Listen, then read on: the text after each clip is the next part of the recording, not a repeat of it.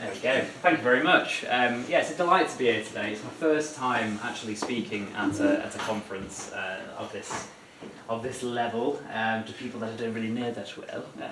But I'm really excited to talk about total search. So this is something that's got various different names in the industry at the moment. There's search everywhere, optimization, total search, whatever you want to call it, doesn't really matter. It's ultimately the concept of thinking beyond Google and beyond the traditional search engines that we have, and how we can future-proof our visibility and also expand into areas that we wouldn't have typically gone into before. So yeah, that's me, Dan, Head of Organic Search at Hallam, and let's get into it. So let's start off with a timeline. We love a timeline, and we're actually going to start right in the middle. So 1990, search engines are invented. We all got jobs, happy days. And this really brought a new age of finding information for humans. And there's been many bumps along the way, as I'm sure you're all aware of, painfully aware of. We first of all had Penguin and Panda, 2011-2012, penalising bad content and bad links, respectively. Very bad news for the black hat community out there, as we had to do some actual proper thinking of how to drive visibility for our businesses. And then moving further forward, press the wrong button, there we go. 2015, RankBrain rolls out. So the first significant update to Google's algorithm that really impacted the way that search results were returned to us. It was the first time that machine learning had been used in the algorithm, and therefore the algorithm got smarter and smarter as time went on. And again, the sort of lazy SEOs, you can maybe say, out there had to work a little bit harder in order to get visibility. And then 2018, Medic/Eat update. So I really got into SEO around about this time, and it was really a baptism of fire, because everyone went from writing content that was sort of 500 to 600 words, kind of met the user intent enough, to then people going completely the other way and writing thousands and thousands of words when they didn't really need to. And it was a bit of a juggle of how you were really supposed to approach it, but we got there, we figured it out, and here we are today. In 2023, I'd mark this as when I first noticed it in the industry anyway. I know obviously AI models have been around for much longer than that. But 2023 is when it really came to the market and really started to change the way that we did our work and the way that we searched online. Now, the key point I want to kind of take away from this at this point is that search evolution, so what I'm talking about today is a kind of like an evolution of how we search online. It didn't start with Google. It didn't start with search engines. We are evolving as we go along. We're evolving in one very specific stream, but we've done this before. So if we go back to pre-internet days, we relied heavily, before the internet, on things like encyclopedias and libraries. And that was where we trusted our information. That's where everything came from, normally from reputable authors, distributed in reputable places, i.e. libraries. And there were people who were used to encyclopedias and libraries, and then the internet came along and we were able to search for information in a different way. And there was skepticism, obviously, especially around websites like Wikipedia that were user-generated and editable. How could you trust this information? Could be anybody saying that? And it sounds kind of familiar to some of the attitudes that we have today around AI and about these new ways of searching and finding information. Obviously, we've spoken about today. Obviously, AI does hallucinate, so you have to be careful, but that skepticism is still there. And I think it's a lot to do with change.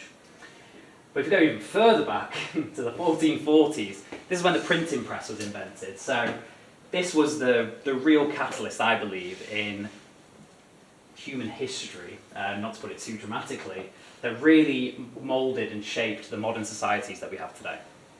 For the first time, we were able to mass distribute information from reputable sources. Societies from all over the world were able to take learnings, they were able to improve, build infrastructures.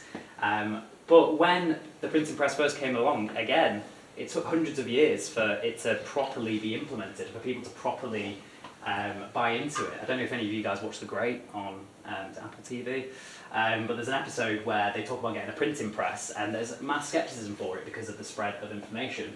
But we did it, and that's what brought us all here today. So what I'm really trying to say from this first slide is we've done this before, and we'll do it again. We went all the way from the printing press in the 1440s to where we are now with modern search. Yes, it's changing, but we are adaptable and we can change with it and we can still add value. First of all, when we're talking about the diversification of search, a lot of people go to Google and say, Google's plummeting, Google's going to be nowhere, the market share's gone, you need to go to Bing, Badoo, please. It's not the case. If you look at it in context, Google's the pink line, all the other major search engines are at the bottom. Google still maintains a pretty strong market share, around 90%. This is data from Statista. But if you do examine it a little bit more closely, and I'm not wanting to sort of like strike the fear of God in anyone, obviously, but the Google's market share is actually the lowest it's been since 2014. Now, this dip in 2014 was largely caused by Firefox ending its long-standing partnership with Google of it being its default browser. Therefore, less people started using Google. They started going to Bing, other kind of search engines, but eventually it picked back up again. We think about people who were using the internet back then as well. That dip is pretty significant. It's a pretty significant number of users that were no longer on the platform that once were. And we're kind of back to those levels now. So whilst I agree that this isn't a significant dip that's going to change the way that we search overnight, it is still a dip nonetheless, and we still need to adapt. Also, Chrome might be sold off. Very sad news, right? Our beloved Chrome. But we've got companies like Perplexity, ChatGPT, Yahoo, randomly, interested in Chrome due to its massive user base. It's the reach that they can gain from that tool. And this is it was attempted to be pushed through by the Department of Justice because they have claimed that Google has an illegal monopoly over the search market, which I'm sure most people would probably agree with. Google is unshaken from their current stance. But this all goes to show there's a change in search behaviour. If we look beyond search engines and into social platforms, we now have data that shows that 40% of Gen Z use TikTok as a search engine. I can use my lovely fiance as an example of that. Every time we go out for somewhere to eat, for a recipe, for if you want to try out different outfits, I don't know. But TikTok is the place that you go. It's a very visual platform for that. And we now know as well, 45% of Gen Z use Instagram as a search engine. Now, I've almost fallen prey to Instagram ads before and trying to find things on Instagram. Tamsin's laughing because I just find some odd stuff on there. But this is the truth. You know, Gen Z, this is the generation that we've really got to kind of cater to. These are the future of our audiences. And they are moving away from search engines at a rate that we haven't seen before, it's at least in the last 10 to 15 years. So it's really important that we adapt. And ultimately, this all goes to show that that monopoly that we spoke about with Google, it is cracking. This is another thing that kind of used to annoy me when I first got into the industry. So the monopoly is cracking, we have to adapt, but the monopoly cracking isn't a bad thing. And I just wanted to go right back to the start of my career. So 10 years ago, I was an apprentice at this small recruitment agency based in Manchester. And they would second me every now and again to a digital agency so I could learn about marketing. And the head of SEO there at the time said, Dan, you should always assume a user is stupid. And then I met another guy, a year later, head of digital, told me, I'm blind. Which I just, at the time, maybe it was helpful advice. Websites were very different back then, search engines were very different back then. But that advice now, and especially from the first talk that we heard around CRO, it's a silly kind of assumption to make that your user doesn't know what they're doing, that they're fumbling their way through this system and you're the solution at the end and giving them what they need. Users are everything. Users have to come first. We have to focus on what is going to make their journey better, and also, what interests them, what questions they want answering, what do they need to know about you before they go to convert. And ultimately, life is getting easier for users. With the introduction of AI mode, I know we haven't got it in the UK yet, but it's big. And the mass adoption of large language models to find answers to their questions easier than they've ever been able to do before, it is getting easier for them. That's not a bad thing. And it is getting harder for us. And that's not a bad thing either. Our job should be hard. We should have to get under the skin and understand our users and what makes them tick, our particular audiences. Where are they online? How do we reach them? Because, as I've mentioned, large language models, there is the rise of the answer engine now. People are flocking to Gemini, Perplexity, ChatGPT to get really clear answers to their very specific questions. And the alternative would have been to Google something, troll through forums, go through websites and find that information yourself. And we're just too lazy for that, aren't we? So this is really the answer, and what is going to be, I believe, is going to be continually be adopted as we go forward. Because it's not just SEO that's evolving, it's humans too. To take you back to the printing press, humans had to evolve. They had to evolve when they were trying to find information. And when the libraries and encyclopedias came around, that's where people got their information from. That's where they trusted it from. Now it's the internet and it's search engines. But it's not just search engines anymore. It's large language models. It's social platforms. The way that we search for information is evolving, and we have to evolve with it. Now, I don't know if there are any football fans in here. I only really became a football fan this year. My local team is Stockport County. They practice down the road to me. We can literally hear it from our bedroom window when they have a match on. And I've lived locally in Stockport for a long time. So I remember going to a football match when I was younger, and I was feeling very nostalgic about it. And I was like, I wonder what football match that was. It was so long ago. I barely remember anything about it, but I'm interested to know what team they played and what the score was. So I went to ChatGPT. Naturally, and I discovered that detailed in prompts is absolutely everything. So I was able to tell ChatGPT that the match happened approximately 20 years ago. Not very helpful really, loads of matches happened in 20 years. And I remembered a player was booked, as in given a yellow card, for taking his shirt off when he was celebrating a goal. Two things, I thought if I paired them together, I was like, surely there can't be that many matches that happened in. Turns out there was. And this led to a lot of arguing with ChatGPT. That's me with the bandage on my head, that's the robot, and we were going back and forth, and I was absolutely at my wit's end with it. And then I had another memory come through. I remember there being a names Blue and White Army chant. Now Blue and White Army is what people refer to Stockport, I think, we're blue and white. And I asked ChatGPT and they said, oh well, it was likely the manager of the time. Let me do some searching, and found out it was Carlton Palmer. Carlton Palmer's Blue and White Army. He was the player manager for Stockport County for quite a while, led them to some great success, and ultimately the fans would chant this at their matches as a sign of appreciation for him. So when I was able to pin that down, not only was I able to find the score of the match, well actually the date of the match first, Monday 25th of August 2003 at 3 PM, so yeah, long time ago, around 20 years, I was about right, it's about right. I mean, a bit of a disappointing score. I was kind of hoping that we'd have won, but oh well. 1-1 to Tranmere Rovers. So not only was I able to get this very specific information, it really doesn't matter, but I was just curious, it returned this photo. So that was the player in question when I got sent off. And I was like, oh, so not only you found a match, you found a match day photo of it. Very impressive. What's even more impressive, only really for me, is that that's me. That's me. There, with my shaved head and my fresh tan from coming back from holiday, and my dad is hidden somewhere behind there, clearly not enthused. Clearly I'm not enthused, I'm looking at my armpit. But that's me, and I was amazed at that. And I tried to use ChatGPT to digitally enhance the photo, and it didn't really do very well, bless it, it did give it a go. So that goes to show, okay, you've seen that one. That goes to show I'm an example of this change in user behaviour. I could have gone to Google, I could have trawled through match reports for weeks and weeks on end, but I didn't want to because I'm lazy. And instead I used ChatGPT, and there we go, the proof is in the pudding. I'm sure we all have our examples, but that's my example. So you're probably thinking this, a bit harsh, but thank you. What can you do right now? Really good question. Don't sit still or you will fall behind, but still take it one step at a time. It does feel like contradicting statements, but let me explain in a bit more detail. So search evolution, it's a marathon, not a sprint. I very much see this evolution of search split into a few different categories, so 3 categories. The first one is organic search, that's what we all know, that's what we all love. Optimizing for search engines and getting visibility in those platforms. That should be the fundamentals of what we do. We should nail the basics.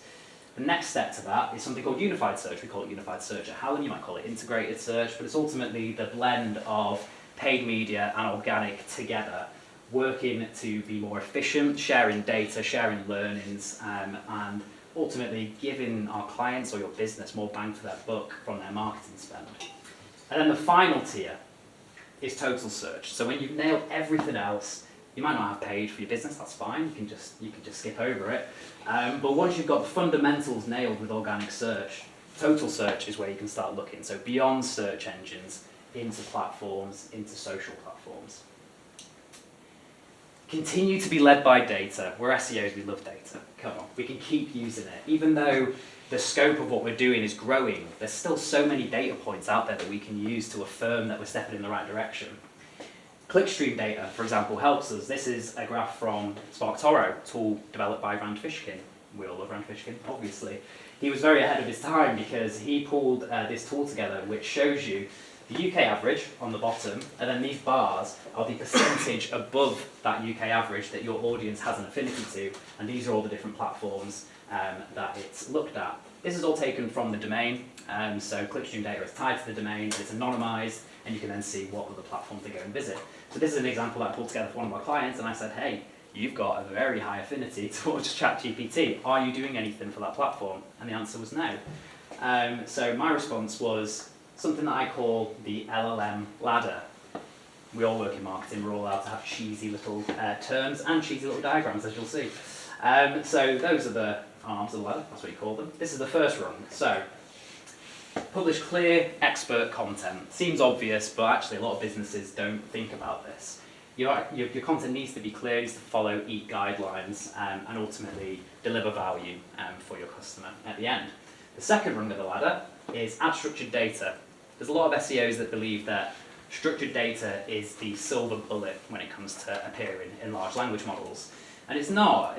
Structured data is really something that we should be doing as a business as usual. We should be making our pages as clear as possible to search engines and chatbots alike, what the content on our page is and what it means, what the context is behind it. But it definitely does help with large language models because they can understand your content better. The third rung is earning external mentions. Now this is the high effort part because good digital PR is really tricky to do.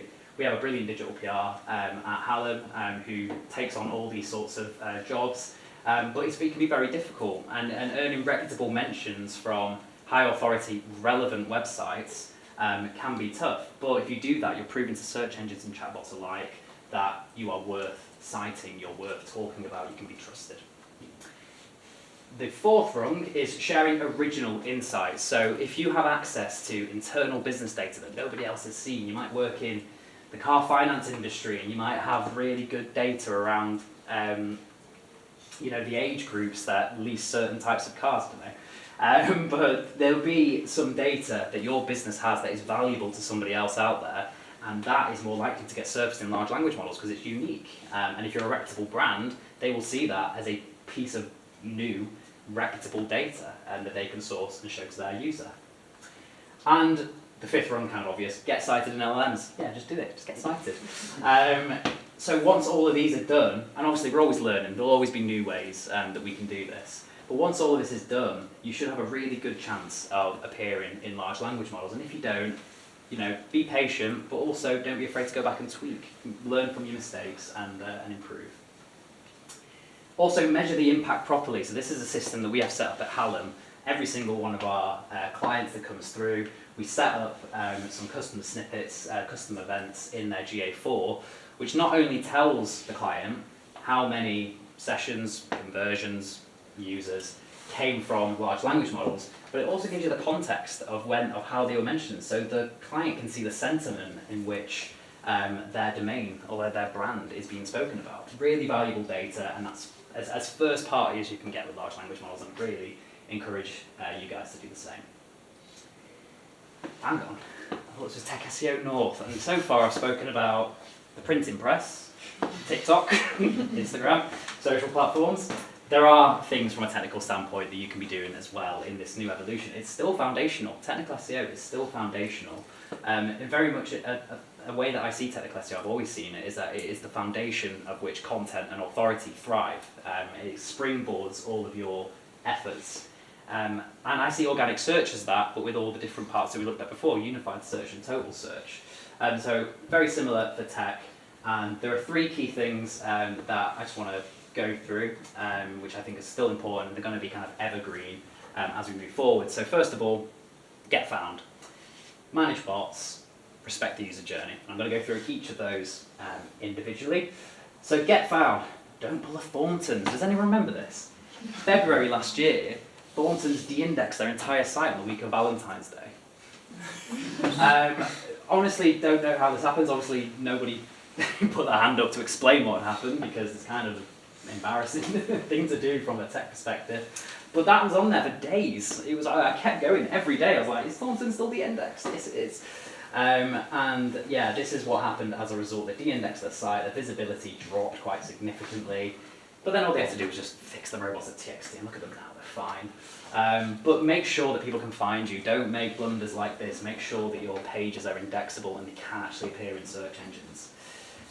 Manage bots, yeah. Avoid overcrowding. I've had a lot of clients recently I've got one client in particular who said that 60% of the bots on their website were coming from AI agents.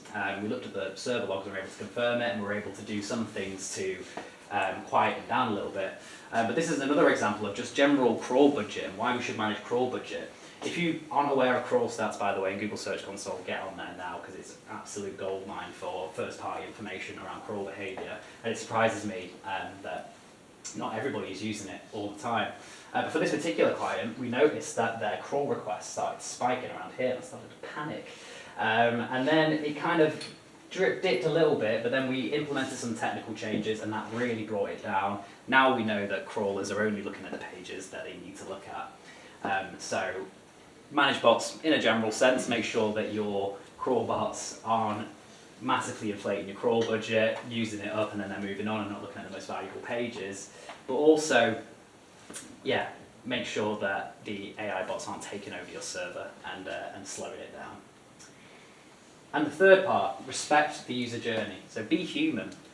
We see technical SEO, or when I first started in technical SEO, it was very much this is an audit, we make these changes to improve visibility.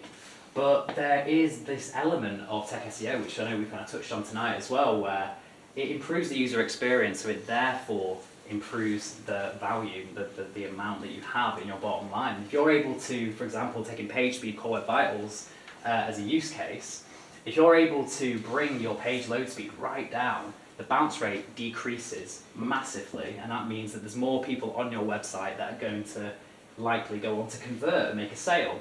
This is a graph from Neil Patel. It's a little bit outdated, maybe ignore the rankings because we know that page speed core web vitals doesn't really impact rankings too bad anymore.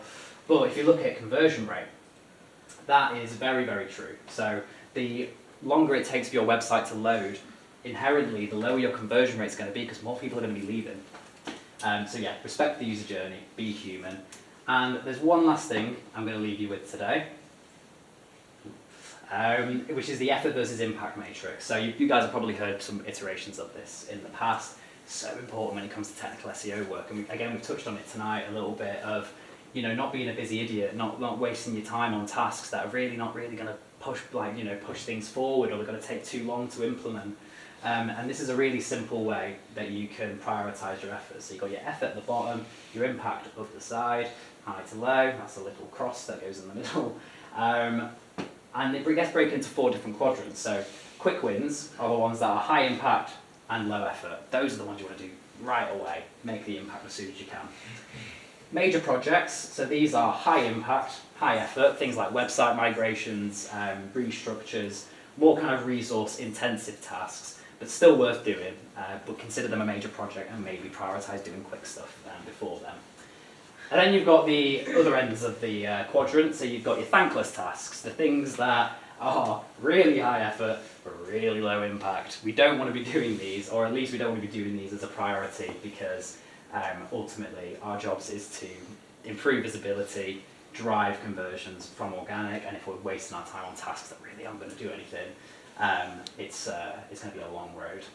And then finally, this is what I'll leave you with, the low impact, low effort jobs are just the fill-in jobs that can really be deprioritised, and something that as technical SEOs we don't need to put above anything else. And we should continually renew our checklists. We talked about checklists before, obviously, and we should continually renew those, not only to make sure that we're checking the right things, but also we're going back and checking again, checking that what we fixed is actually fixed. Yeah, this is what I'll leave you with, just a very basic matrix of how you can prioritise your work based on impact. And that's all from me. Thank you very much.